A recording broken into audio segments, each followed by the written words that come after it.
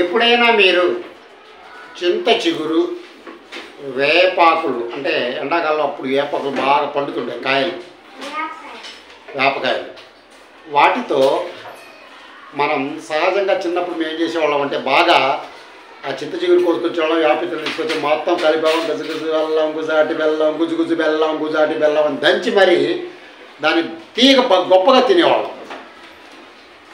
అలా తినడం మూలంగా విటమిన్ సి ఎక్కువగా ఉంటుంది దాంట్లో.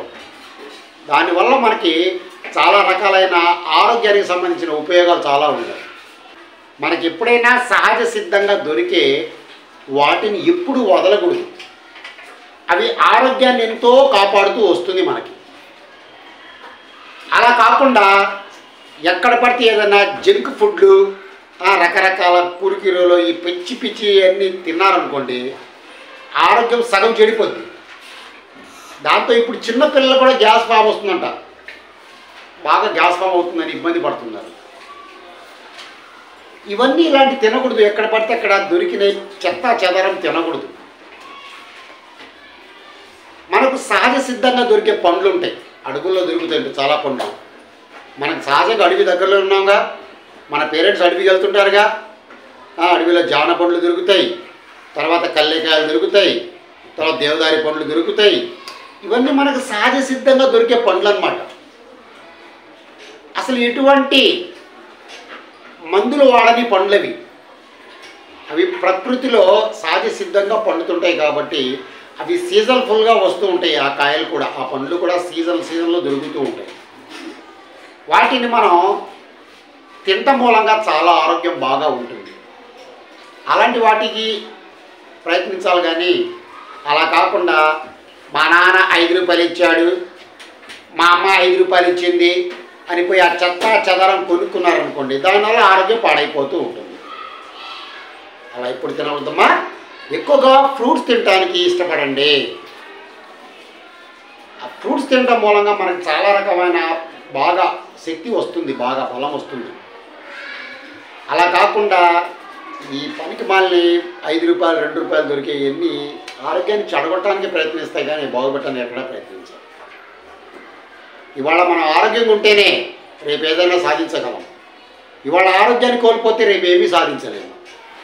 కాబట్టి తినే దగ్గర జాగ్రత్తలు పాటించాలి అంటాను నేను. మీరందరూ కూడా తినే దగ్గర చక్కటి జాగ్రత్తలు పాటించండి. ఇలా మేము చిన్నప్పుడు చింత చిగురు, వేపకాయలు, వాటితో రోలు ఉంటుంది కదా, ఆ రోల్లో పెట్టి దంచి మెత్తగా నూరి శుభ్రంగా బాగా తినేవాళ్ళం.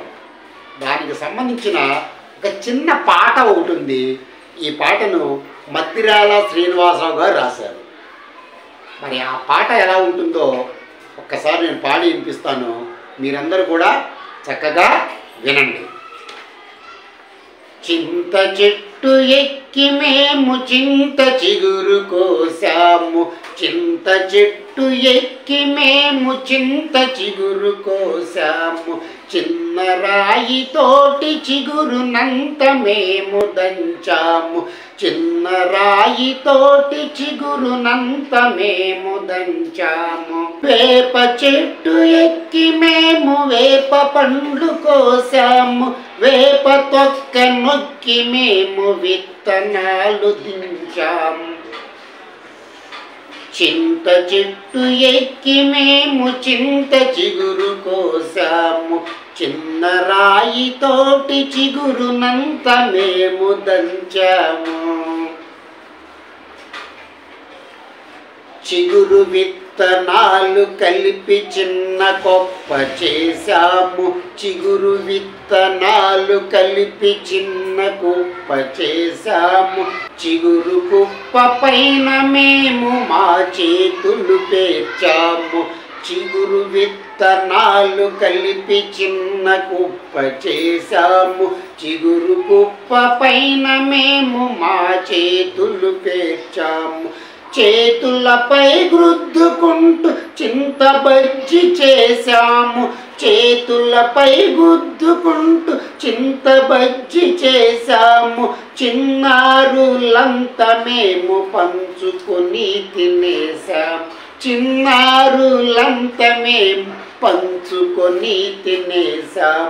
రుచి ఎంతో మధురం, ఆరోగ్యం అద్భుతం. రుచి ఎంతో మధురం, ఆరోగ్యం అద్భుతం. అందుకే మేము చింత బజ్జి జిందాబాద్. అందుకే మేము చింత బజ్జి జిందాబాద్.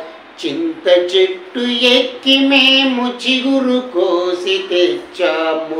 చింత చెట్టు ఎక్కి మేము చిగురు కోసి తెచ్చాము. చిన్న రాయి తోటి చిగురునంత మేము దంచాము. చిన్న రాయి తోటి చిగురునంత మేము దంచాము. వేప చెట్టు ఎక్కి మేము వేప పండ్లు కోసాము. వేప చెట్టు ఎక్కి మేము వేప పండ్లు కోసాము. వేప తొక్క నొక్కి మేము విత్తనాలు చిందించాం. వేప తొక్క నొక్కి మేము విత్తనాలు చిందించాం.